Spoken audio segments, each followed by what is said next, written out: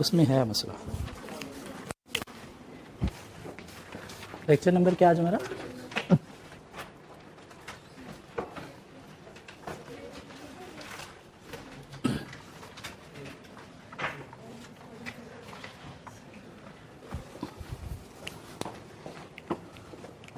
Assessment 1 हमारी हुई, syllabus था शायद या यकीनन, क्या सिलेबस था? Managerial analysis complete. इसको क्वेश्चन पेपर है आप लोगों के पास? मोबाइल में मैंने शेयर किया हुआ था, ग्रुप में शेयर नहीं था। तो अगर मैं ग्रुप में जल्दी से शेयर कर दूं तो आप लोग ज़रा कर लोगे वहाँ से? क्या ख्याल है?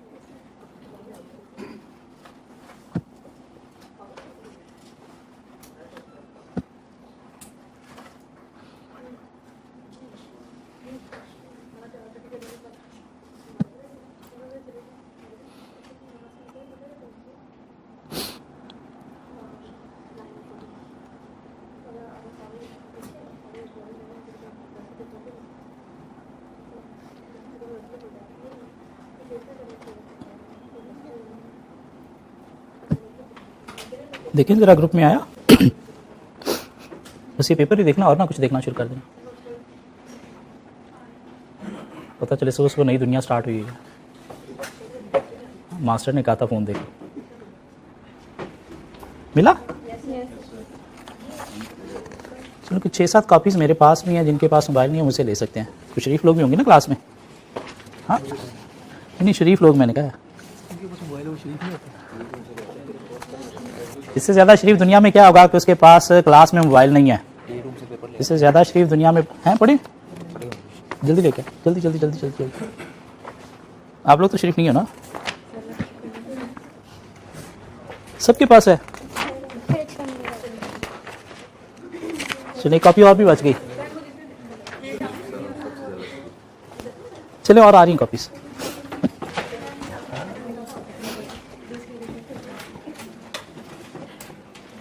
आज हम लेक्चर 36 में पहुंच गए। कई स्टूडेंट्स ने अभी तक पढ़ने का अपना कोई शेड्यूल, टाइम टेबल डेली का नहीं बनाया हुआ, तो कोशिश करें प्लीज़ बना लें। स्पेशली जो स्टूडेंट ऑनलाइन पे बैठे हैं, कईयों ने अभी तक लेक्चर स्टार्ट ही नहीं किए, कईयों ने 2-3 कवर किए हैं, बाकी 33 वैसे के वैसे पेंडिंग पड़े हैं। एक चीज़ अपने दिमाग में बिठा लो, लिख लो कहीं पे कि अगर कोई भी पेपर इस अटेम्प्ट में आपने पास करना है, 31 जनवरी तक उसका सिलेबस 100% कंप्लीट आपको करना है। अगर आप कोई 2-3 सब्जेक्ट दे रहे हो तो हाँ, अगर एक दे रहे हो तो फिर खैर है, फिर जैसे मर्जी चलो। अगर आप 2-3 सब्जेक्ट दे रहे हो तो 31 जनवरी तक आपको उसका सिलेबस कंप्लीट करना है, फिर जाके फरवरी में वो रिवाइज होगा तो पास होगा। फरवरी में रिवीजन के लिए अगर आपके 3 सब्जेक्ट हैं तो बड़ी मुश्किल से 9 दिन मिलने आपको एक सब्जेक्ट के लिए। और अगर आप फरवरी में कुछ नया कर रहे होगे तो पिछला जो पड़ा हुआ है वो भी सारा वॉश हो जाएगा, तो पेपर फेल हो जाएगा। 4 हैं तो उसे तो बिल्कुल मस्ट कवर करना है, उसे तो रिवीजन भी साथ साथ करनी है। उसे 31 जनवरी से पहले कम से कम सिलेबस ही कंप्लीट नहीं करना, पिछला रिवाइज भी साथ साथ करना है। फिर जाके आप एक वीक मिलेगा ना फरवरी में एक सब्जेक्ट के लिए, तो एक वीक में एक सब्जेक्ट प्रॉपर्ली रिवाइज करके पेपर देने जाओगे तो पास होगा। कोई पेपर पास करने के लिए ना, पेपर में जब आप जा रहे होते हो ना, तो आपके अंदर वो कॉन्फिडेंस होना जरूरी है कि हाँ मुझे आता है, मैंने सब कुछ किया हुआ है, रिवीजन की हुई है, तो ये पास हो सकता है। अगर वो कॉन्फिडेंस नहीं है आपके अंदर तो वो 3.25 घंटे की परफॉर्मेंस अच्छी नहीं होने से पेपर फेल हो जाता है। वो 3.25 घंटे की पेपर की परफॉर्मेंस अच्छी होने के पीछे आपका पेपर में जाते हुए कॉन्फिडेंस होना ज़रूरी है। और कॉन्फिडेंस जितना आप ज़्यादा रिवाइज करते हो, चीज़ों को पढ़ते नहीं, रिवाइज करते हो, फिर बिल्टअप होता है। रिवीजन के बिना कॉन्फिडेंस बिल्टअप नहीं होता। इसलिए अपने दिमाग में ये चीज़ बिठा लें कि 31 जनवरी तक मैंने ये सिलेबस कंप्लीट करना है। अब से ऑनवर्ड जो लेक्चर हैं वो तो चलो क्लास में साथ साथ चलते जाएंगे, लेकिन जो पिछले पेंडिंग है वो मैंने कब कैसे कवर करने हैं उनको। अगर अभी आज से आपने स्टार्ट कवर करना नहीं शुरू किया तो फिर वो कवर नहीं होंगे, फिर आप फरवरी में वो कवर कर रहे होगे, तो जो साथ साथ चाह रहा था ये फिर रिवाइज नहीं होगा। रिवीजन के बिना कोई पेपर पास किसी ने किया है तो मुझे बता दो, मेरा नहीं ख्याल होता है। बल्कि कुछ पेपर को 3-4 रिवीजन जाएंगे, लाइक ऑडिट जैसे पेपर को, एक आध रिवीजन से तो चीज़ें कवर ही नहीं होती। अकाउंटिंग को कम से कम 2 रिवीजन चाहिए, 1 रिवीजन से अकाउंटिंग का पेपर पास नहीं होता। तो अगर रिवीजन के लिए आपने टाइम छोड़ा ही नहीं तो रिवीजन नहीं होगी। तो प्लीज़ अपने दिमाग में ये चीज़ बिठा लें कि 31 जनवरी डेडलाइन है, इसके बाद सिर्फ रिवीजन है। वो जितनी ज़्यादा करेंगे उतना ही सब्जेक्ट ज़्यादा पॉलिश होगा। जी अगर हम आए असेसमेंट 1, हमारी असेसमेंट 1 क्वेश्चन पेपर है ना आप लोगों के पास, मोबाइल में देखें, अभी ग्रुप में शेयर हुआ है। कुछ 4 क्वेश्चन थे हमारे पास, क्वेश्चन 1, क्वेश्चन 2, क्वेश्चन 3, क्वेश्चन 4 और मिला के 31 मार्क्स का पेपर था। देखेंगे कितने स्टूडेंट 70% मार्क्स ले सके। क्वेश्चन 1 10 मार्क्स का क्वेश्चन था, आपको स्वॉट एनालिसिस अप्लाई करना है। स्वॉट एनालिसिस अप्लाई करना है, दिस मीन 4 हेडिंग के अंदर हमें कुछ चीजें कवर करनी है। Strength, weaknesses, opportunities, threats. कितने मार्क्स हैं? दिस मीन कि 10 पॉइंट आइडेंटिफाई करने 4 हेडिंग्स के अंदर। जरूरी नहीं कि हर हेडिंग के अंदर पॉइंट मस्ट आए, हो सकता है कंपनी बहुत अच्छी हो, वीकनेस हुई ना। So ABC is a multinational company. कितनी कॉपीज है? 5 कॉपीज हैं। और 5 शरीफ लोग कौन है? एक इधर दे दो, एक इधर दे दो, एक उधर दे दो, एक बैक बेंचर्स को दे दो। हाँ तो इसलिए अगर आप फ्रंट पे बैठते हुए पीछे चले जाएंगे मैं तो यही कहूंगा ना जी। ABC is a multinational company specialising in travel goods such as suitcase and travel bags. So company कोई travel goods, suitcase, travel bags में डील करती है। क्या करती है? मैन्युफैक्चर करती होगी, सेल करती होगी, मल्टीनेशनल ऑर्गेनाइजेशन है। It has a strong position in the luxury good section of the market and it's brand is well known and highly regarded. तो कंपनी का ब्रांड वेल नोन है, हाईली रिगार्डेड में repute अच्छी है। तो ये company का कस्टमर अट्रैक्ट करने में, पोजीशन को स्ट्रॉन्ग मेंटेन रखने में हेल्प देगा। Strength, it has manufacturing facility and distribution centres located around the world. Company के मैन्युफैक्चरिंग फैसिलिटी, डिस्ट्रीब्यूशन सेंटर जो है वो अराउंड द वर्ल्ड हैं।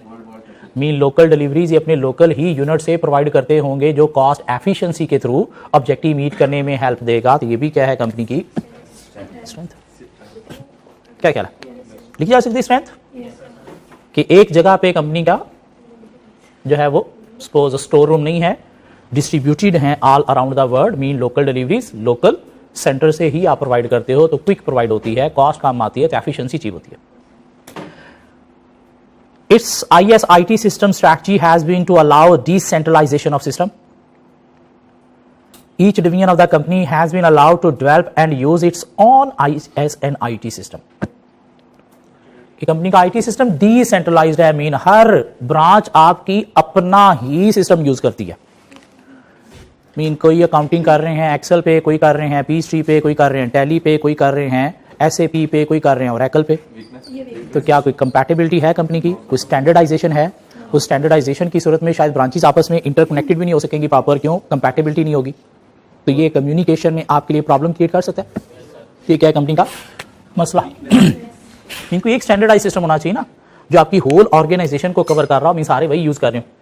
अगर किसी एक ब्रांच के सिस्टम में कोई मसला आता है, क्या वो साथ वाली दूसरी ब्रांच से सपोर्ट ले सकती है? नहीं ले सकती। क्यों? सिस्टम ही डिफरेंट है ना। अगर सेम होगा तो चलो वहां से सपोर्ट मिल जाएगी। मसला हम लोग स्पेसिफाइड फॉर्म में भी लेके चले कि लाइक एक स्पेशलाइज्ड है अपने फॉर्म में, तो वो एफिशिएंसी भी तो होगी ना। होगी, लेकिन देखो ना स्टैंडर्डाइजेशन नहीं है, ऑर्गेनाइजेशन की स्टैंडर्डाइजेशन नहीं है। सिस्टम एक होना चाहिए ताकि सपोर्ट आप जो है वो अवेल कर सको। इससे आपस में कनेक्टिविटी, कंपैटिबिलिटी ना होने की सूरत में भी नहीं हो सकेगी, जिससे कम्युनिकेशन जो है वो आपकी रुक जाएगी। The company has been successful in using advancements in information technology. हाँ, IT का यूज करती है। इट हैज EDI लिंक्स, इलेक्ट्रॉनिक डेटा इंटरचेंज, मीन आपस में कम्युनिकेशन के लिए लिंक क्रिएट किए हुए हैं with many of its major suppliers के साथ। And it was one of the first companies in the industry to develop a website for advertising and selling its goods directly to consumer. पहली बात तो supplier के साथ EDI के through आप connected हो, मीन क्विक आप ऑर्डरिंग करते हो, जिससे डिलीवरीज आपकी एफिशिएंट होती हैं। मीन सप्लायर के साथ कम्युनिकेशन, जब बड़ा ऑर्डर मिलता है तो फिर भी आप फौरी कर सकते हो कम्युनिकेशन, जिससे फ्लेक्सिबिलिटी भी अचीव कर सकते हो। तो EDI लिंक जो है ये स्ट्रेंथ है। Electronic data interchange, electronic data interchange mean कोई सॉफ्टवेयर होते हैं जिसके थ्रू आप कम्युनिकेशन जो है लिंक करके जो है क्विक बनाते हो। इसके अलावा कंपनी ने क्या किया हुआ है जी, पहली कंपनी है इंडस्ट्री के अंदर जिसने वेबसाइट एडवर्टाइजिंग के थ्रू जो है वो गुड्स सेल कर रही है, कंज्यूमर को अट्रैक्ट कर रही है। तो ये भी क्या है, कंपनी की स्ट्रेंथ है जो कस्टमर को अट्रैक्ट करने में, ऑब्जेक्टिव मीट करने में हेल्प देगी। 4 strength, 1 weakness. However, the popularity of the website has been falling. लेकिन कंपनी की वेबसाइट की पॉपुलैरिटी फॉल हो रही है। And the number of hits per day is now down to a third of its peak level about 3 years ago. और number of hit कम हो गए हैं, मीन व्यूज कम हो गए हैं, मीन आप पे ट्रैफिक जो है वो कम हो गई है। क्यों? शायद आपकी वेबसाइट ओल्ड हो गई है, अट्रैक्टिव नहीं रही, या इजी टू यूज नहीं है, जिसकी वजह से जो है वो ट्रैफिक कम हो रही है। और ट्रैफिक कम होना अल्टीमेटली आपके कस्टमर को क्या करेगा, लो करेगा, जिससे कंपनी का रेवेन्यू इफेक्ट होने से पोजीशन वीक हो सकती है। मसला एक्सटर्नल फैक्टर है, इंटरनल फैक्टर है? एक्सटर्नल फैक्टर है या इंटरनल फैक्टर है? इंटरनल। क्या आपकी वेबसाइट शायद अट्रैक्टिव नहीं है, आपकी वेबसाइट शायद इजी टू यूज नहीं है, उसकी फंक्शनैलिटी शायद अच्छी नहीं है, उसे आपने इंप्रूव नहीं किया। माइट भी मार्केट के अंदर अदर वेबसाइट ज्यादा अट्रैक्टिव है। क्या ख्याल है? ऐसा तो नहीं हुआ कि कंपैक्टर ने एक बड़ी अच्छी वेबसाइट लॉन्च कर दी जिसकी वजह से कस्टमर आपकी वेबसाइट को खोलना प्रेफर नहीं कर रहा? ऐसी बात तो नहीं उसने की। तो हमने ज्यूम किया कि शायद हमारी वेबसाइट जो है वो आउट ऑफ फैशन हो गई है, अट्रैक्टिव नहीं रही, इजी टू यूज नहीं रही, या उसके कंट्रोल्स वीक हो गए हैं जो हमने जो है वो प्रॉपर्ली फोकस नहीं किया। Weakness, oh sorry, weakness weakness weakness weakness. Although the company has EDI link with supplier, it does not yet have similar arrangements with its major customers. Weakness. However, some customers have recently suggested that improvements could be made in their supply chain by establishing extranet link. तो एक तो weakness है कि company का customer के साथ communication का जो है वो कोई लिंक नहीं है, जिससे कस्टमर के साथ कम्युनिकेशन स्लो होने से आपकी डिलीवरीज लेट हो सकती हैं, कस्टमर फ्लेक्सिबिलिटी लॉस्ट हो सकती है। तो ये कस्टमर को लूज करते हुए पोजीशन को वीक कर सकता है। क्यों? कम्युनिकेशन होनी चाहिए। क्यों? कस्टमर आपके सिर्फ और सिर्फ इंडिविजुअल कंज्यूमर ही नहीं होता, अदर ऑर्गेनाइजेशन भी आपके कस्टमर होती हैं। ठीक हो गया? तो उनको मैनेज किया जा सकता है अगर अच्छी कम्युनिकेशन हो तो।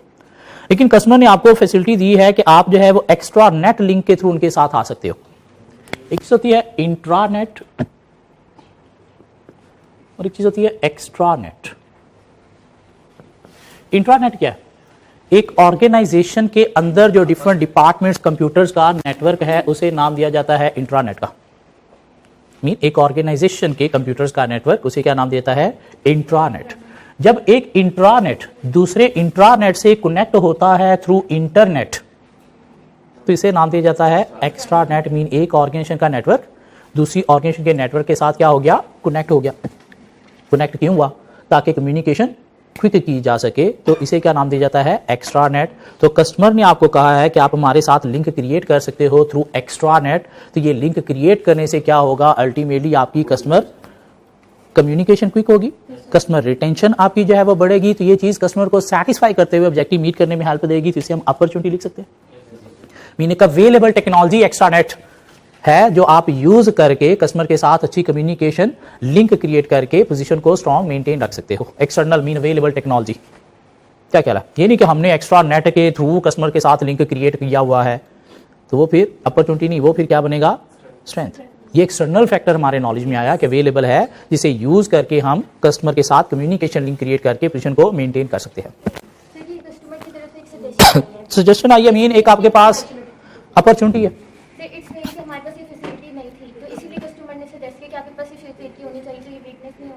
वीकनेस हमने लिख लिया कि कस्टमर के साथ ईडीआई लिंक नहीं है, सप्लायर के साथ है।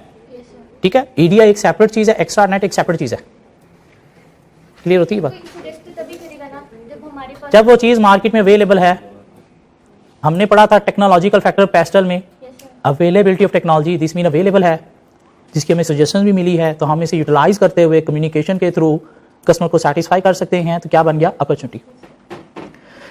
The company is in a highly competitive market and the rival companies have been successful in taking market share by offering well-designed products at lower price. तो competition जो है वो high है, mean highly competitive industry में हम operate कर रहे हैं। कंपैक्टर की प्रोडक्ट्स जो है वो डिजाइन में भी अच्छी हैं, लो प्राइस भी हैं। तो कस्टमर उनकी तरफ मूव होते हुए हमारी पोजीशन जो है वो क्या हो सकती है? वीक हो सकती है। तो ये एक थ्रेट भी है कंपैक्टर राइवलरी के पॉइंट ऑफ व्यू से। मीन शायद उनकी प्रोडक्ट ज्यादा डिफरेंशिएटेड है। The director of ABC are aware that some managers have ideas for improving competitiveness. तो डायरेक्टर्स के पास आइडियाज हैं कंपैटिवनेस को इंप्रूव करने के। मीन डायरेक्टर शायद नॉलेजेबल एक्सपीरियंस लोग हैं, स्किलफुल पर्सन हैं, जिनके आइडियाज को यूटिलाइज करने से हमारी पोजीशन स्ट्रांग मेंटेन हो सकती है। तो ये स्ट्रेंथ है अच्छे ह्यूमन रिसोर्स होना। But these ideas are spread out throughout the company and it has been difficult for different division in different countries to exchange their ideas. लेकिन वो आइडियाज आपस में एक्सचेंज नहीं हो रहे। क्यों नहीं एक्सचेंज हो रहे? कम्युनिकेशन सिस्टम शायद जो है वो अच्छा एस्टैब्लिश नहीं है। It has been suggested that a new intranet system could be introduced to improve the interchange of ideas with the group. तो एक तो डायरेक्टर्स नॉलेजेबल हैं, ये स्ट्रेंथ है, लेकिन उनका नॉलेज जो है वो आपस में यूज नहीं हो रहा। मीन रिसोर्स है लेकिन रिसोर्सफुलनेस अच्छी नहीं है, तो आइडियाज आपस में शेयर ना होना, तो उससे क्या होगा, वो नॉलेज स्किल जो है वो वैनिश हो जाएंगी, मीन यूटिलाइज प्रॉपर नहीं हो रही, और जब यूज नहीं होंगी तो तबाह हो जाएंगी। तो ये क्या है, हमारा मसला है, क्यों आपस में कम्युनिकेशन लिंक अच्छा नहीं है। हाँ, कंपनी के पास एक ऑप्शन है कि कंपनी इंट्रानेट सिस्टम के थ्रू ये चीजों को इंप्रूव कर सकती है, मीन कोई नेटवर्क जो है वो बना के इंप्रूव कर सकती है। The directors are also aware that they do not have as much information as they would like about their competitors. तो डायरेक्टर्स कहते हैं कि हमारे पास कंपैटिटर्स की जो है वो इंफॉर्मेशन नहीं होती। तो मसला है, अगर कंपैटिटर की इंफॉर्मेशन ही नहीं है तो फिर तो ये कंपनी के बेस्ट के लिए लॉन्ग टर्म स्ट्रैटेजीज भी प्रॉपर्ली डेवलप नहीं कर सकेंगे, कंपटीशन को डील नहीं कर पाएंगे, जिससे पोजीशन वीक हो सकती है। तो ये भी क्या है, इंटरनल मसला, weakness. Travel goods are a type of fashion accessory for many customers. आपकी प्रोडक्ट का ट्रेंड चल रहा है, फैशन चल रहा है, लोग बड़ा प्रेफर करते हैं ऐसी गुड्स को, और वही गुड्स में आप डील कर रहे हो, तो अपॉर्चुनिटी है, सोशल फैक्टर पॉजिटिव है जो आपका ऑब्जेक्टिव मीट करने में हेल्प दे सकता है आपको। And ABC would probably benefit from learning much faster about the initiative that its competitors are taking in the market. ABC would probably benefit from learning much faster but about the initiative that its competitors are taking in the market. Mean आप नए entrance को enter होने से रोकने के लिए काफी learn कर चुके हो। दिस मीन शायद आप कोई बैरियर टू एंट्री क्रिएट कर रहे हो, जिससे आपकी पोजीशन को मेंटेन रखने में अगेंस्ट न्यू एंट्रेंस हेल्प मिल सकती है। तो इसको लिखा जा सकता है अपॉर्चुनिटी में, positive threat of new entrance, barrier to entry. Mean know how है आपके पास, बैरियर टू एंट्री में नाउ हाउ पढ़ा था हमने। It has been suggested that an information system should be developed for senior managers, giving them access to information about competitors, including easy access to their internet site. तो company को एक suggestion मिली है कि company क्या कर सकती है, एक कम्युनिकेशन सिस्टम जो इंफॉर्मेशन सिस्टम जो है वो डेवलप करके कम्युनिकेशन अच्छी कर सकती है सीनियर मैनेजर्स के साथ। तो अगर वो सिस्टम कंपनी लॉन्च कर ले, जिससे कम्युनिकेशन अच्छी होने से कंपटीशन को डील करने में हेल्प मिल सकती है, तो इसको भी एज ए अपॉर्चुनिटी लिखा जा सकता है। टोटल में 10 पॉइंट चाहिए थे, 15 बन गए। चलें, कोई एग्जाम प्रेशर भी होता है, 2-3 हम भूल गए, फिर भी 12 पॉइंट हैं, तो 10 एग्जामिनर को दे के 2 पॉकेट में डाल के घर आ जाना। क्या ख्याल है? नहीं नहीं नहीं, 1-2 गलत हो गए तो 10 अच्छे कि आपको 10 नंबर दे देंगे? नहीं, इतने वेले नहीं बैठे हुए, वो जो गलत हैं वो बैड इंपैक्ट डालेंगे। इसलिए जो 10 आप श्योर हो के हाँ ये ठीक है, वही लिख दो। ठीक हो गया। क्वेश्चन नंबर 2, क्या करना आपको, apply the AAA model on the above scenario. AAA model apply करना है, AAA मॉडल अप्लाई करना है। दिस मीन 7 हेड आपको डिस्कस करने हैं। नंबर 1 फैक्ट्स आपको जो है वो डिस्कस करने हैं। नंबर 2 एथिकल इश्यूज आपको जो है वो डिस्कस करने हैं। Number 3 norms, principles and values आपको डिस्कस करने हैं। नंबर 4 कोर्स ऑफ एक्शन आपको जो है वो डिस्कस करने हैं कि क्या क्या हो सकते हैं। नंबर 5 बेस्ट क्या है in relation to norms, principle and values. Number 6 consequences बोले तो आउटकम आपने देखने हैं। और नंबर 7 डिसीजन फाइनल आपने करना है। मीन AAA मॉडल अप्लाई होता है जब आपके पास काफी सारी ऑप्शंस हों और आप डिसाइड ना कर पा रहे हो क्या राइट है क्या रॉन्ग है। देखते हैं भी क्या मसला है, क्या डिसीजन क्यों नहीं ले पा रहे। You are a non executive director of precast conc limited PCL that deals in precast structure used in building bridges and trench covers. PCL के नॉन एग्जीक्यूटिव डायरेक्टर हो, कंपनी क्या करती है, कोई कंक्रीट टाइप के स्ट्रक्चर जो है वो बिल्डिंग में यूज होने वाले बनाती है, मेन बिल्डिंग मटेरियल बनाती है। PCL has a few medium term agreement with pre-qualified steel suppliers. तो PCL के एग्रीमेंट है सप्लायर्स के साथ जो कंपनी को स्टील प्रोवाइड करते हैं। क्यों, आप कोई कंक्रीट के ब्लॉक बनाते हो तो उसके अंदर सीमेंट भी यूज होना है, कोई स्टील मेटल वगैरह भी यूज होना है, तो आप डिफरेंट सप्लायर से लेते हो। In a board meeting, the procurement committee is presenting the case of a private company, Strong Steel Private Limited (SSL), which was pre-qualified in 2013 as a supplier of steel. यहाँ पे pre qualified का मतलब क्या है कि company जो है वो ऐसे ही किसी सप्लायर से चीजें लेना स्टार्ट नहीं कर देती। सप्लायर किससे सप्लाईज लेनी है उसका कोई क्वालिफिकेशन क्राइटेरिया भी कंपनी सेट करती है, स्टैंडर्ड सेट करती हैं। क्या स्टैंडर्ड हो सकते हैं, देखना है ये सप्लायर जो प्रोडक्शन करता है वो कहीं अनएथिकल प्रोडक्शन तो नहीं करता, कहीं इन्वायरमेंट को डैमेज करते हुए प्रोडक्शन तो नहीं करता, कहीं चाइल्ड लेबर के थ्रू प्रोडक्शन तो नहीं करता। तो अगर आपका सप्लायर अनएथिकल एक्टिविटीज के थ्रू प्रोडक्शन करता है और आप उसके साथ एसोसिएटेड हो, इससे आपकी रेप्यूट जो है वो अफेक्ट होती है। इसलिए कंपनी ने क्या रखा हुआ है कि प्री क्वालिफाइड क्राइटेरिया हुआ है सप्लायर से सप्लाईज लेने के लिए कि सिर्फ क्वालिफाइड सप्लायर से ही चीजें ली जाएं, मीन एथिकल प्रोडक्शन वाले सप्लायर से चीजें ली जाएं, जो अनएथिकल प्रोडक्शन करते हैं उनसे हमने चीजें नहीं लेनी। तो कंपनी ने कोई प्री क्वालिफाइड सप्लायर का क्राइटेरिया रखा हुआ है और आपका एक कोई स्टील सप्लायर है SSL जो 2013 तक तो प्री क्वालिफाइड क्राइटेरिया मीट कर रहा था। Recently, an internal audit department identified that a key pre-qualification criterion was not applied in SSL's case. लेकिन अब SSL के केस में प्री क्वालिफाइड क्राइटेरिया मीट नहीं हो रहा। मीन शायद वो कोई अनएथिकल प्रोडक्शन कर रहा है, उसके बावजूद आप उसे सप्लाईज ले रहे हो। The procurement committee, considering that exemplary contract performance history of SSL, is suggesting a special waiver of the shortcoming for a period of the next 2 years, which the board approves. तो अब वो criteria meet नहीं कर रहा था, लेकिन board ने जो है वो उनको वेवर दे दिया कि 2 सालों तक आप क्या कर लो, अपने ऑपरेशंस को इंप्रूव कर लो। तो 2 सालों तक ही आपको मोहलत दी जाती है। दिस मीन क्राइटेरिया मीट नहीं हो रहा।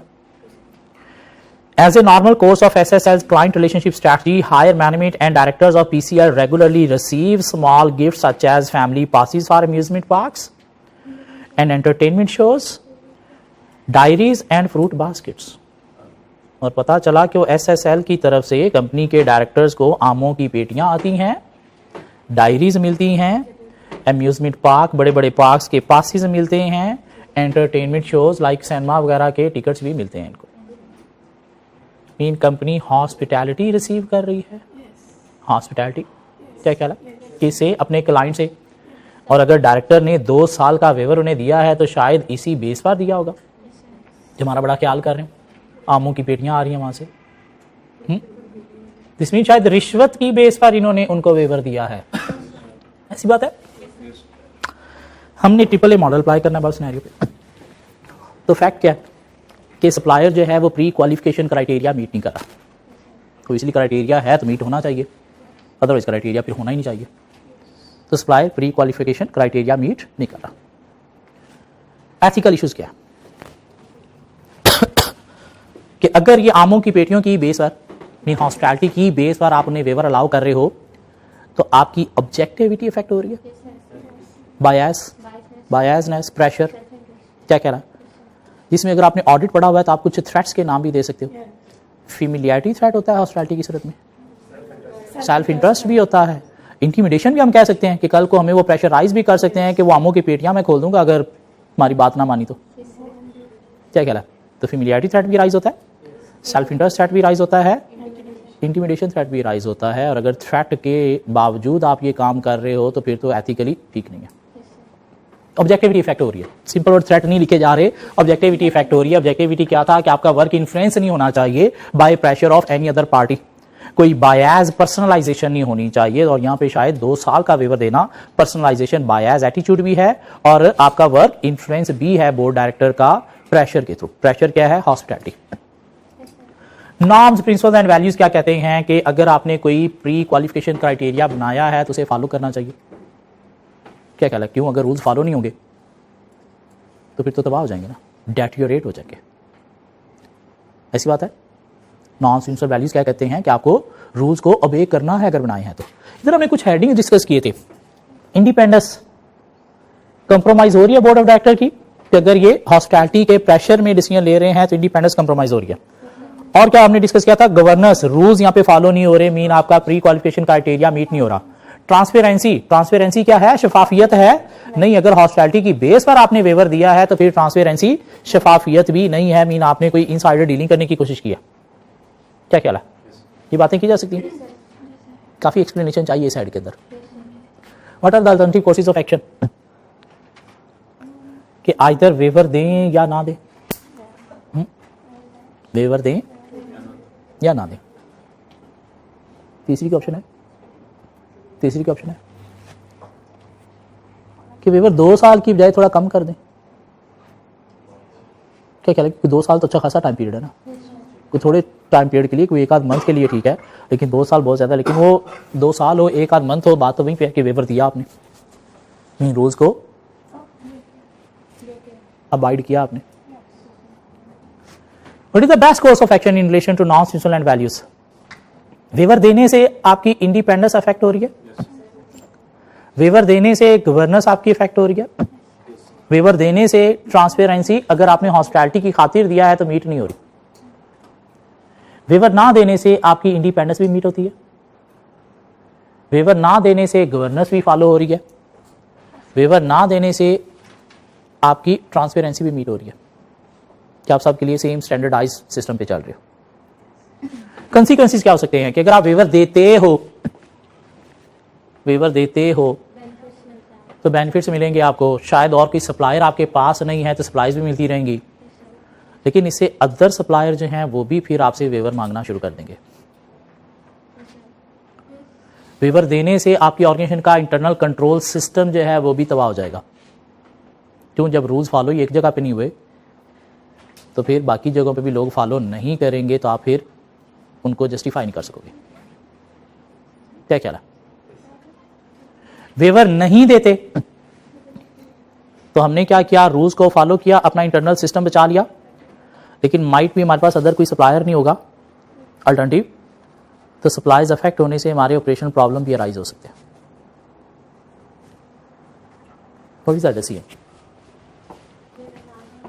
वेवर नहीं देना चाहिए, अगर देना चाहिए तो फॉर शॉर्ट टाइम ड्यूरेशन देना चाहिए रादर देन फॉर 2 ईयर्स। और कंपनी को इस तरह की हॉस्पिटैलिटी जो है बोर्ड ऑफ डायरेक्टर को क्या करनी चाहिए, अवॉइड करनी चाहिए फ्रॉम सप्लायर। क्यों, हॉस्पिटैलिटी के बिना अगर आप वेवर दे रहे थे चले फिर माना जा सकता था कि जस्टिफाइबल है, आप फेयर बेसिस पे चल रहे हो, लेकिन जब बीच में हॉस्पिटैलिटी आ गई तो फिर वहां पे शक पड़ गया कि वेवर आप रिश्वत के अगेंस्ट ही दे रहे हो। क्या करें, तो वेवर नहीं देना चाहिए, अगर देना भी है तो फॉर शॉर्टर ड्यूरेशन देना चाहिए रादर देन 2 ईयर्स। और डायरेक्टर्स को क्या करना चाहिए, हॉस्पिटैलिटी को अवॉइड करना चाहिए। औखा कस्त प्रोक्योरमेंट कमेटी मीन प्रोक्योरमेंट बोलते हैं वेंडर के साथ डील करने को, कि किस वेंडर से हमने जो है वो डील करनी है, किससे नहीं करनी, वो एक प्रोक्योरमेंट कमेटी बनाई है, वही क्या करती है, क्राइटेरिया क्वालिफिकेशन का चेक करती है। उसमें कौन बैठे हैं, बोर्ड ऑफ डायरेक्टर बैठे हैं। शॉर्टकमिंग्स मीन जो मसले हैं जहाँ पे क्राइटेरिया मीट नहीं हो रहा, मीन वो कोई अनएथिकल प्रोडक्शन कर रहे हैं, तो ये शॉर्टकमिंग्स हैं, गलतियां हैं उनकी, वीकनेसेस हैं, जिसकी बेस पर हम वेवर दे रहे हैं 2 साल का। शायद उन्होंने कहा हो कि हमें 2 साल लग जाएंगे इंप्रूव करने में। दोनों के कंसिक्वेंसेस जितने भी डिटेल हो सकें, स्पेशली वो नॉर्म्स प्रिंसिपल वैल्यूज के अकॉर्डिंगली जब आपने रिलेशन बनाया उसके बाद ज्यादा डिटेल में डिस्कस होंगे। जी एक और क्वेश्चन था, क्वेश्चन नंबर 3, ये क्वेश्चन नंबर 2, क्वेश्चन नंबर 3 दोनों हमारी आईकैप बुक के अंदर से उठाए गए हैं, अभी जो आईकैप ने दी है। Question number 3, for 5 marks apply Tucker's model on the hiring of consultant. Tucker model apply करना है, और टकर मॉडल का मतलब क्या है कि आपने 5 हेड डिस्कस करने हैं, क्या प्रॉफिटेबल है या नहीं है, लीगल है या नहीं है, फेयर है या नहीं है, राइट है या नहीं है, और सस्टेनेबल मीन एनवायरमेंटल फ्रेंडली है या नहीं है। Rihan Bukhari was posted to XYZ region as the regional manager in order to set up a manufacturing subsidiary। तो रिहान बुखारी को XYZ रीजन में एज ए मैनेजर अपॉइंट किया गया है। क्यों, वहां पे शायद बिजनेस कोई आपकी ब्रांच नहीं है, तो वहां पे एक ब्रांच मीन सब्सिडरी क्रिएट करनी है, मैन्युफैक्चर करनी है, तो वो टास्क दिया गया है किसको, रिहान बुखारी को। ठीक हो गया। रीजन के अंदर। सपोज बलोचिस्तान में हमारी कोई ब्रांच नहीं थी तो हमने रेहान बुखारी को भेज दिया, चल भी बलोचिस्तान में तूने जाके क्या करना है, हमारी एक ब्रांच में सब्सिडी बनानी है, जिसके अंदर ऑब्वियसली अच्छा खासा टाइम लगेगा, बिल्डिंग बनाना पड़ेगी, सिस्टम बनाना पड़ेगा, एम्प्लॉइज़ अपॉइंट करना पड़ेंगे, कोई प्लांट मशीनरी भी लगाना पड़ेगा, फिर जाके शायद वो हमारी मैन्युफैक्चरिंग सब्सिडी वहाँ पे डेवलप होगी। While attempting to set up a new headquarter and a manufacturing facility, he is facing delay in approval from the local authorities, lasting many months. उस जगह पे बिल्डिंग बनाने के लिए, प्लांट लगाने के लिए शायद लोकल अथॉरिटी से कोई अप्रूवल चाहिए, जिसमें काफी महीने लग रहे हैं, डिलेज आ रहे हैं। To resolve the issue, he met 3 senior officials who indicated that setting up the subsidiary would go smoothly if Rehan's company would pay them rupees 2 million as a facilitation payment, in addition to total official charges of rupees 3 lakh. उन्होंने बुलाया officials ने इसको, या ये official से जाके मिला कि भाई हमें डिलेज आ रहे हैं, काम करना हमने, तो उन्होंने कहा पुत्र इधर आ, 3 लाख तो फीस है अप्रूवल की, लेकिन तुम लोगों ने वाकई यहाँ पे काम करना है तो अपनी कंपनी को कहो कि 20 लाख देना पड़ेंगे 3 लाख के ऊपर, वरना काम नहीं होगा। चलो जी, they told him this was a reasonable amount compare to what other companies usually pay them for the same assistance. और तू चूंकि हमारा पुत्र है तो इसलिए तुझे हम कम चार्ज कर रहे हैं, वरना हम तो 30-30, 40-40 लाख चार्ज करते हैं इसका। तो ये ना समझना कि 20 लाख बहुत बड़ी अमाउंट तुझसे मांग ली है। रिहान वाज डिसमेड, परेशान हो गया, since he was aware that bribery was against his company's policies on how to do business and that its violation would not be tolerated under any circumstances. वो समझता है कि मेरी कंपनी बड़ी दीनदार है और रिश्वत उसमें हराम है और ये किसी भी सूरत में टॉलरेबल चीज नहीं है। 2 days after the meeting he received a call from the CFO, boss की कॉल आ गई, that if the delays are not resolved soon he will be replaced by a more efficient manager. कि भाई इतने महीने हो गए हैं तुझे सब्सिडी मैन्युफैक्चर करने के लिए दी हुई है और अगर ये डिले अवॉइड नहीं कर सकता तू तो फिर तुझे निकाल के और किसी मैनेजर को अपॉइंट कर दिया जाएगा। Pressure. Rihan was approached by a consultant, Rihan एक कंसल्टेंट के पास चला गया, कंसल्टेंसी ले लेते हैं आप इस पे, who offer to get the approval without further delays. काम ही कोई नहीं है, मेरा तो काम यही है, तो मैं अप्रूवल दिलवा देता हूं at a fee of rupees 2.8 million. लेकिन कितने चार्ज करूंगा? 2.8 मिलियन। ऊपर वाले कितने मांग रहे थे? 2.3 मिलियन। ये कितने मांग रहा है? 2.8 मिलियन। ऑब्वियसली ये भी रिश्वत दे के काम करवाएगा ना, क्योंकि ओरिजिनल अप्रूवल फी कितनी है? जस्ट 3 लाख। क्या ख्याल है? वो 20 लाख मांग रहे थे, तो ये हो सकता है 20 लाख उनका, साथ 5 लाख अपना भी मांग रहा है। इस नेगेटिव बता दी। There is a budget of rupees 3 million as a provision for payment to contract consultant for the legal and other services। और इस प्रोजेक्ट के लिए कंपनी ने ये जो कंसल्टेशन या कोई लीगल सर्विसेज का बजट भी रखा हुआ है, कितना? 3 मिलियन का। मैन्युफैक्चरिंग का नहीं, सिर्फ ये कंसल्टेशन या लीगल सर्विसेज कोई लेना पड़ेंगी तो उसका बजट रखा हुआ है, मैन्युफैक्चरिंग का अलग बजट होगा। He is now thinking of hiring the consultant. वो कंसल्टेंट को हायर करने का सोच रहा है। मीन रिश्वत डायरेक्ट नहीं, इनडायरेक्ट। क्या कहला? Apply Tucker's model on the hiring of consultant. Consultant की हायरिंग के ऊपर सिर्फ आपने टक्कर मॉडल अप्लाई करना है, बाकी ऊपर वो जो आपसे मांगा जा रहा है रिश्वत पे नहीं। कंसल्टेंट की हायरिंग के ऊपर आपको जो है वो क्या करना है? टक्कर मॉडल अप्लाई करना है। क्या कंसल्टेंट को हायर करना कंपनी के लिए प्रॉफिटेबल है? क्यों नहीं है? 3 लाख का बजट है, 3 मिलियन का बजट है आपके पास और वो आपसे 2.8 मांग रहा है, तो अंडर बजट आ रहा है। आप अभी देखो, सिर्फ कॉस्ट की बेस पर देखो, अभी कॉस्ट की बेस पर देखो तो आपका 3 मिलियन का बजट है, वो आपसे 2.8 मिलियन मांग रहा है, तो ये अंडर बजट आ रहा है। लेकिन compare to other option direct जो है शायद कोई 0.5 मिलियन डिफरेंट है, तो उस पॉइंट ऑफ व्यू से प्रॉफिटेबल नहीं है। ठीक हो गया? आपके जो एक्चुअल बजट है उसके अकॉर्डिंगली देखा जाए तो 2.8 अंडर बजट आ रहा है, तो प्रॉफिटेबल है। But comparing with other option 0.5 million का डिफरेंस है, तो उस सूरत में प्रॉफिटेबल नहीं है।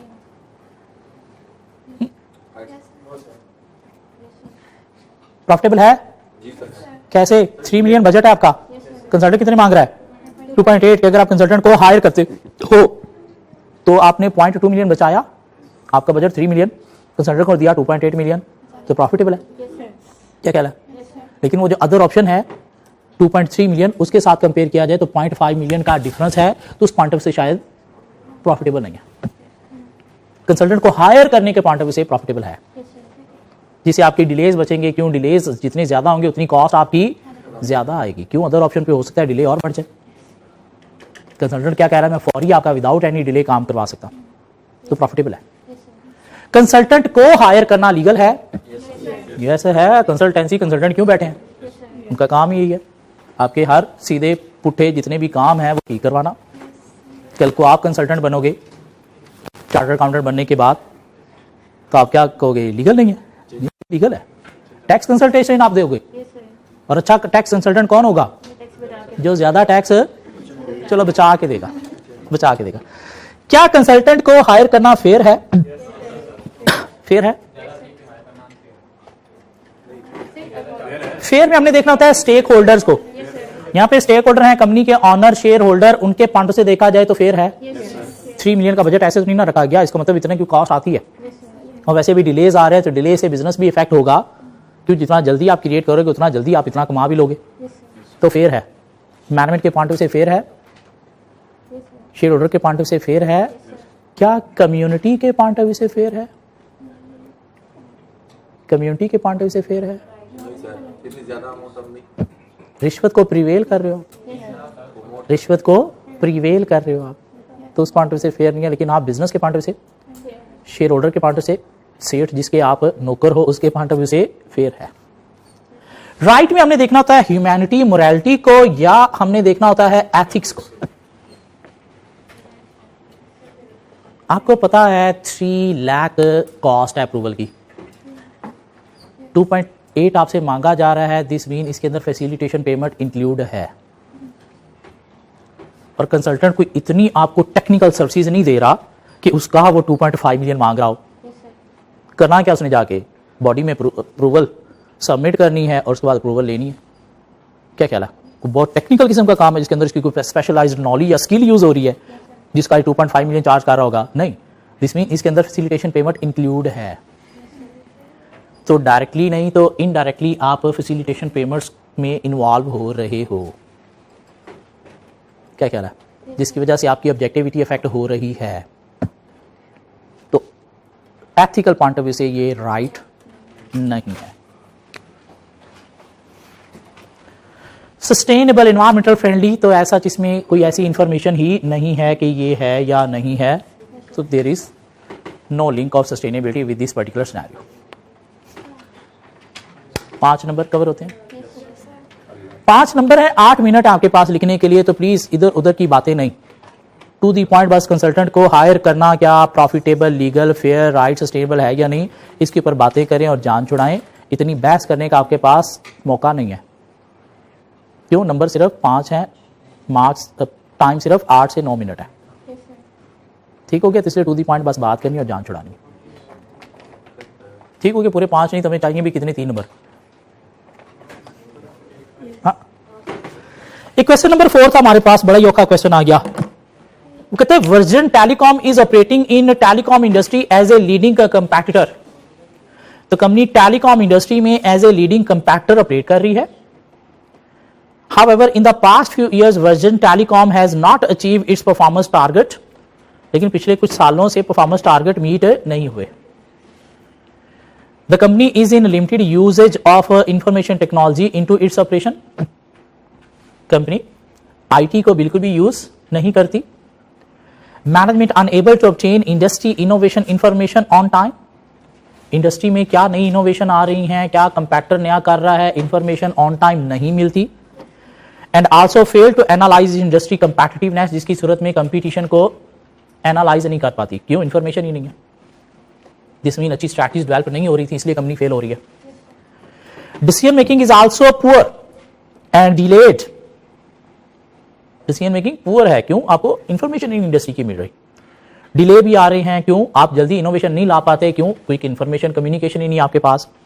Because management unable to receive regular reports over its operation, और कंपनी अपने ऑपरेशन पे भी रेगुलर रिपोर्ट्स जो है वो ऑन टाइम ऑब्टेन नहीं कर पाती। क्यों? आईटी सिस्टम ही नहीं है कि आप फौरी इंफॉर्मेशन ले सको, फौरी रिपोर्ट्स प्रोड्यूस कर सको।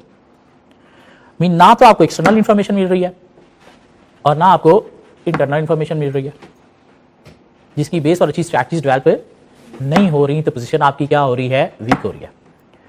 बीइंग अ मैनेजमेंट कंसल्टेंट, क्योंकि आपने मैनेजरियल एनालिसिस पढ़ लिया, so being a management consultant recommend an effective information system to version telecom to resolve issues and also describe its characteristics for the organization। तो कौन सा information system आप company को recommend करोगे? उसने कहा एन इंफॉर्मेशन सिस्टम, मीन एक ही suggest करना है, एक से ज्यादा नहीं। एन का मतलब क्या होता है? एक। तो कौन सा ऐसा इंफॉर्मेशन सिस्टम है जिसके थ्रू इंटरनल प्लस एक्सटर्नल दोनों तरह की इंफॉर्मेशन ली जा सकती है? Executive information system. MIS सिर्फ इंटरनल फोकस्ड है, सिर्फ डिपार्टमेंट से रिपोर्ट प्रोवाइड करता है, एक्सटर्नल डाटा इंफॉर्मेशन उसे नहीं मिलती, तो इसलिए MIS नहीं, EIS। DSS नहीं, क्यों? यहाँ पे आपको गैसेस बजट वगैरह नहीं बनाने। TPS अकाउंटिंग सिस्टम है, ट्रांजैक्शन की रिकॉर्डिंग का सिस्टम यहाँ पे नहीं चाहिए, आपको स्ट्रेटेजिक लेवल का सिस्टम चाहिए, और स्ट्रेटेजिक लेवल के सिस्टम हमारे पास दो थे, MIS और EIS, और यहाँ पे कंपनी को क्या चाहिए? EIS एग्जेक्टिव इंफॉर्मेशन सिस्टम चाहिए। सर यहाँ पे इन्होंने कहाँ पे स्पेसिफाई किया हुआ कि एक्सटर्नल भी डाले हैं? देखिए मैं इस दूसरे पैराग्राफ की आप पहली लाइन शायद भूल गई हैं। दूसरा point, management unable to obtain industry innovation information on time and also fail to analyse industry competitiveness. तो ये कह रहा है कि एक्सटर्नल डाटा भी नहीं मिल रहा, इनोवेशन इंडस्ट्री की, इंडस्ट्री कंपैटिटिवनेस मीन कंपैटिटर का डाटा नहीं मिल रहा। फिर यहाँ पे स्पेसिफाइड टर्म है सीनियर एग्जीक्यूटिव्स की, तो फिर यहाँ पे मैनेजमेंट को कह रहे हैं, तो मैनेजमेंट के लिए इसमें भी तो रूटीन की हम लोगों ने इंफॉर्मेशन प्रोवाइड कर रहे हैं MIS में, और MIS में सिर्फ इंटरनल इंफॉर्मेशन है, एक्सटर्नल इंफॉर्मेशन नहीं है। मतलब इस सेंस में मैंने दोनों को इसलिए डिफरेंशिएट किया था कि MIS सिर्फ इंफॉर्मेशन प्रोवाइड करता है, EIS internal plus external information provide करता है। और आपको सिर्फ इंटरनल इंफॉर्मेशन नहीं चाहिए, एक्सटर्नल चाहिए, मेनली एक्सटर्नल चाहिए, जिस वजह से कंपटीशन डील नहीं हो रहा। क्या ख्याल है? औखा टेस्ट क्वेश्चन नंबर 1 10 नंबर ठीक थे। हाँ, ये 6 नंबर क्वेश्चन 4 के अगर पिक हो गया तो ठीक है, वरना गए। क्वेश्चन नंबर 3 इजी क्वेश्चन था। क्वेश्चन नंबर 2 थोड़ा सिनेरियो डिफिकल्ट था कि किस चीज पे अप्लाई करना है, अगर वो चीज समझ आ गई तो फिर इजी था। बाकी देखेंगे जब पेपर चेक होके आएंगे क्या रिजल्ट बनता है। वैक की हम बातें कर रहे थे। Weighted average cost of capital calculate होता है equity into KE plus debt into KD divided by equity plus debt. और हमें ये चारों चीजें, equity, cost of equity, debt, cost of debt, ये चारों चीजें चाहिए एट मार्केट वैल्यू। वो हम सीखते सीखते काफी हद तक सीख चुके हैं। इक्विटी कैसे मार्केट वैल्यू पे निकालते हैं, टोटल शेयर इनटू प्राइस पर शेयर, या book value into price to book ratio, या dividend over KE for constant dividend, या D into 1 plus G over KE minus G for constantly growing dividend. सीख लिया हमने। क्या क्या लगा डेटा हो तो हम निकाल सकते हैं equity at market value. KE at market value कैसे निकालते हैं? For constant dividend K is equal to dividend divided by market value of the company, and for constantly growing dividend K is equal to D into 1 plus G over market value plus G। दोनों चीजें market value पे, equity भी cost of equity भी निकालना हमने सीख लिया। Date कैसे मार्केट वैल्यू पे निकालते हैं? डेट कैसे मार्केट वैल्यू पे निकालते हैं? उसको मार्केट रेट पे डिस्काउंट करने से। डेट के जो आउटफ्लोज हैं, कैश फ्लोज हैं, उसको मार्केट रेट पे डिस्काउंट करने से। कि कूपन रेट आपको मिल रहा है 10%, तो क्या करो, 4 साल का अगर टेन्योर है 10 10 10 ले लो, और अगर कोई टैक्स है तो टैक्स सेविंग माइनस कर दो, लास्ट ईयर में साथ रिडम्पशन वैल्यू ले लो, और ये सारा जो नेट कैश फ्लो आया इसको मार्केट रेट जो दिया गया है 7% है, 10% है, 9% है, उस पर क्या करो, डिस्काउंट करो, तुम्हारे पास आ जाती है मार्केट वैल्यू ऑफ डेट। किया ये काम आपने। Cost of debt KD at market value कैसे निकालते हैं? Through IRR। थ्रू IRR के क्या करो कि 2 NPVs निकालो, 2 NPVs निकालो 2 डिफरेंट रेट पे, और फिर IRR के फार्मूला में अप्लाई करो, तो आपके पास जो IRR आता है ये क्या है? Cost of debt at market value है। ठीक हो गया। सो नेक्स्ट कोई 2 लेक्चर में हम ये चीज़ों को समराइज कर देंगे और उसके बाद हमारा ये वैक का टॉपिक जो है वो कंप्लीट हो जाएगा। फिर हम आगे कुछ नई चीज़ों की तरफ चलेंगे। तो मिलते हैं नेक्स्ट क्लास में वैक के साथ दोबारा।